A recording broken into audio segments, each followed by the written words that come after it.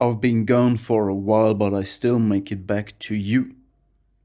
I'm in the back road with my killies. Girl, you know what we have to do. I know you think it's a pop, but baby, I'm personally you. Okay, I can't rap, really. I'm a gardener, right? So, why am I even here? I thought I want to give you a message. Oh, I remember. It's about the chakras and the narcissists.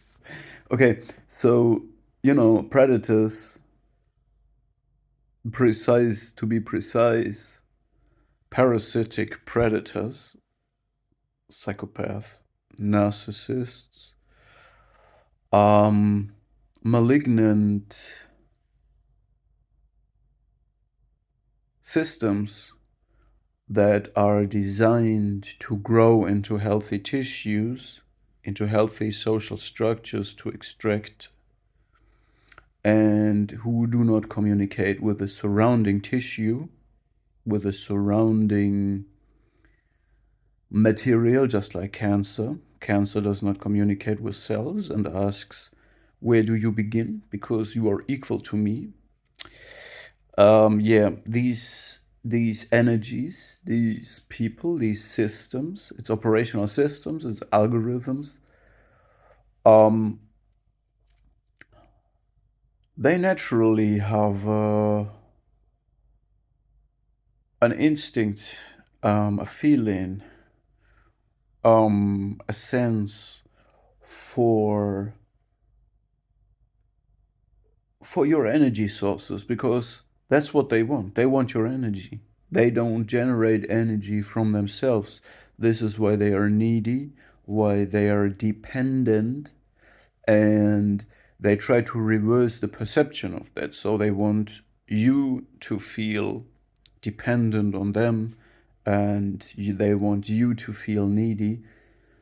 But their targets, the best supply for narcissists is a self-reliant, self-sufficient, confident, high energetic, healthy person. And so there's room for conflict here, right? Um, See, there is many ways to approach this topic. On my channel, I made many messages where I show the psychological point of view, where I show the spiritual point of view, and where I show the physical, mm, biological point of view, because most of these events that happen or conditions have all three sides of this, okay? Um, and when we talk about energy, okay, in a biological sense, we can talk about biochemical conditions in your body, um, mirrored in brain function, in hormones, in in all the cycles that regulate your emotions and your mood and the release of energy and so on. But on a spiritual plane, we can explain that you're not insane and you're not living in vain. Because you eat all that sugar cane and you got the lion mane. You know what I'm saying? Um, Now, on the spiritual side, we can talk about the chakras when we talk about energy and the chakra system. You see. So when the narcissist, the predator, the parasite that you have, because when we look about, I'm talking so free now, I'm flowing. When we look in nature, we have an animal that is supplying like a lion. A supplying like a lion, bro. I'm just rhyming without even trying. Um, so the lion attracts hyenas and vultures, of course, because he's supplying. He's the he supplies all the four S. sex, safety, supply, service, you know, and the hyena thinks, oh, I can get a piece of that, and the vulture thinks, oh, I can get a piece of that. And you get parasites in nature when you're in a situation where you're doing good, but you're too passive, which means when the lion is too nice and lets them come too close and gets them a piece of it and gets them a more piece of it, and then they want more, and then at some point they take the lion as granted, and at some point they think they get the grandiose fantasy of being the first to eat, being the lion himself. This is the narcissistic, high competitive mindset. Um, and when the lion then, the lion will be confused, just like the gaslighting. Why do they can't even compete with me? Why are they competitive, And that is when they start to try to triangulate and team up and try to get rid of that lion, because the grandiose fantasy is what keeps the hyena giggling, and the vulture is smiling delusional anyway. He can circle in the air like a coward until something dead is there that he can feast off, and then he will pull out his bloody head, smiling in delusion and just pure ecstatic eternal happiness. This is the shared fantasy of the vulture, right? So, for self image, anyway. Um, so, you get parasites when you are too passive, creating constant boundaries. So, if the lion would continue to push them away and kill a vulture and a hyena from time to time, they would just stay in their place and the lion would have no problem. But if he lets them just get their part all the time, lets them come closer and closer, is like a parasitic infestation of him, all right? So, in other words, we gotta be able to create boundaries and defend them every day, and not even let them come close, and don't give anybody the feeling that you are granted. All right, so on the energetic side of this, on the spiritual side of this, when the narcissist, the parasite, it goes through this circle. They have a host, they have someone who supplies them, but when this person wakes up and creates the boundaries and restricts the supply of these things, the parasite is not interested in keeping his or her host alive, and this is when they turn against that host organism. You know what I'm saying, man? And this is an important moment.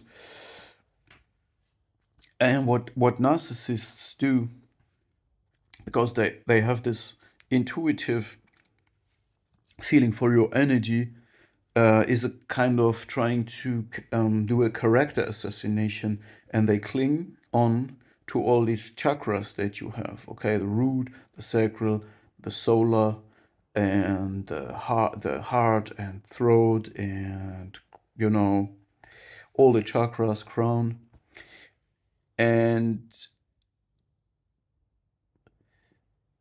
it means that whatever chakra you think of and connected colors, persons, relations, trauma, experiences, they kind of bind themselves to the memories connected to that, and also to the relations that you have connected to that. So this means you will have to go through a lot of work, let go all these old relationships. They are spoiled and poisonous now. And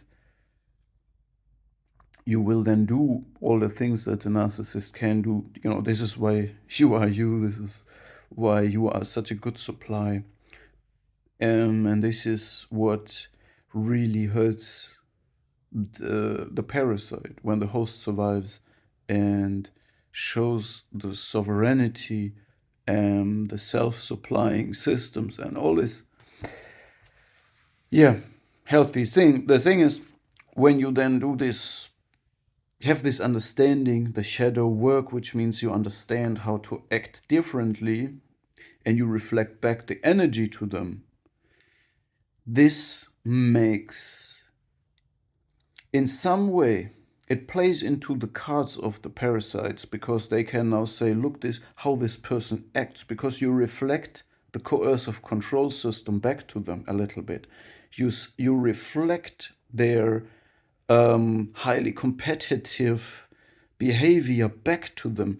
In other words, you learn to treat them the same way they treat you, because treating them better, treating them like a healthy person, treating them with respect, created a situation that you're in that made it impossible for you to be that person that you are. So then you learn to defend yourself and you reflect the energy back to them. And this is very effective, actually. But then they will say, look how this person acts. So they destroy your intimacy. They steal your private sphere.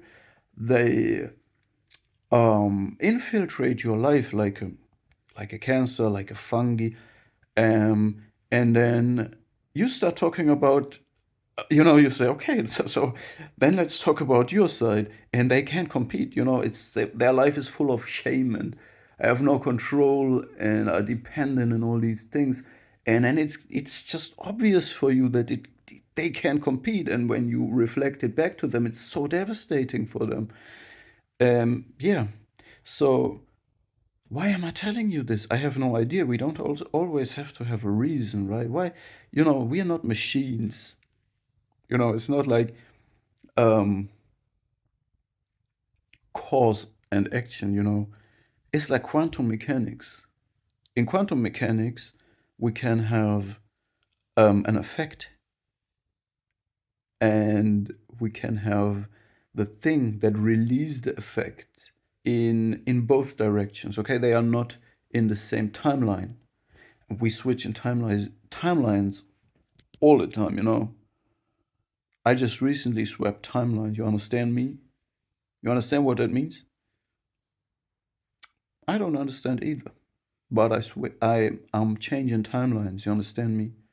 We switch in timelines. We don't always have to understand everything. We're not machines. We soon have the artificial intelligence. We already have it. Robots. They are like narcissists. They are goal driven, intelligent, but unempathetic. They try to impress us. They try to please us in some way, like narcissists. All right? We don't need narcissists anymore. We have AI. We have robots. What I'm saying is, we need to be different. We need to be human. We don't need to understand everything. We don't need to be logical. We don't need to be um, calculatable. We don't need to fit in a system. Rasta is